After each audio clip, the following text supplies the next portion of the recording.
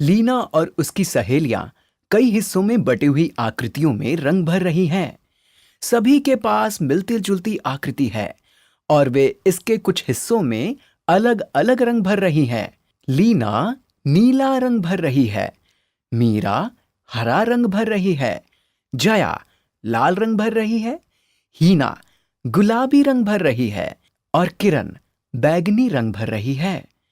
नीचे दी गई आकृतियों को देखकर बताइए कि किसकी आकृति के रंगीन हिस्सों की संख्या लीना की आकृति के रंगीन हिस्सों के बराबर है।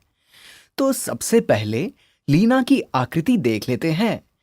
इसमें कितने बराबर हिस्से हैं? इसमें 1, 2, 3, 4, 5, 6 बराबर हिस्से हैं।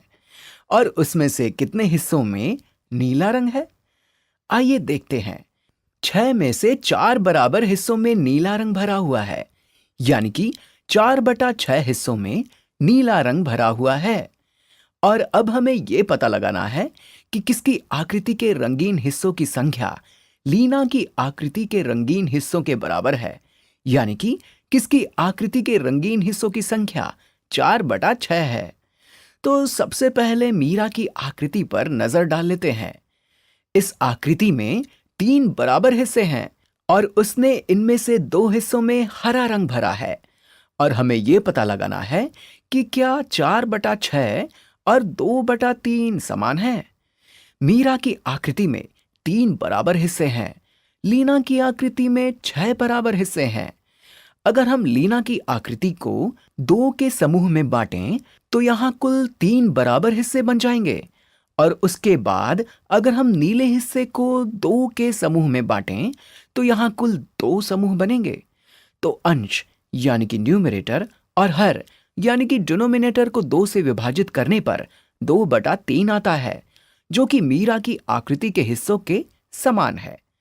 या आप ऐसे भी सोच सकते हैं, अगर हम मीरा की आकृति के प्रत्येक हिस्से को 2 भागों में विभाजित यानी कि डिवाइड करें तो यहां पर कुल कितने हिस्से बनेंगे? यहां 3 बराबर हिस्से हैं और हम प्रत्येक हिस्से को 2 भागों में बांट रहे हैं, यानी कि हम प्रत्येक हिस्से को 2 से गुणा कर रहे हैं। तो ये हो जाएंगे 6 हिस्से। और यहां 2 भागों में बटे हुए 4 बराबर हिस्से हैं, यानी कि कुल 4/6 हिस्सों में रंग भरा हुआ है।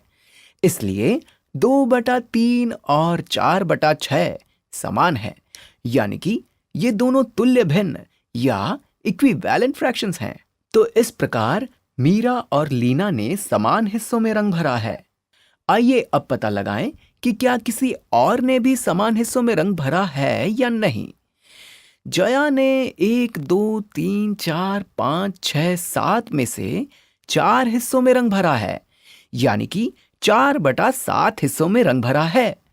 हम 4/7 में अंश यानी कि न्यूमरेटर और हर यानी कि डिनोमिनेटर को किसी भी ऐसी संख्या से गुणा या विभाजित नहीं कर सकते जिससे कि भिन्न का मान वही रहे और ये 4/6 के समान हो जाए।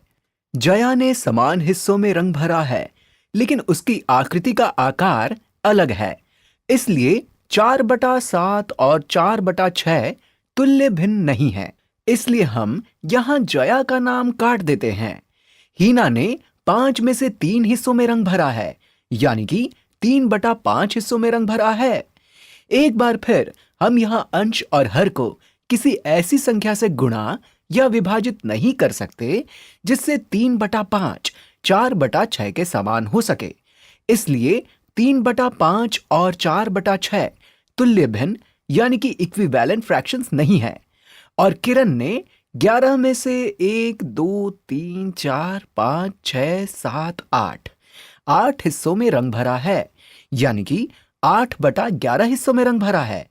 अंश यानी कि न्यूमरेटर को 2 से विभाजित करने पर 4 आता है, लेकिन अगर हम हर यानी कि डिनोमिनेटर को 2 से विभाजित करें तो 11 को 2 से विभाजित करने पर 5.5 आता है।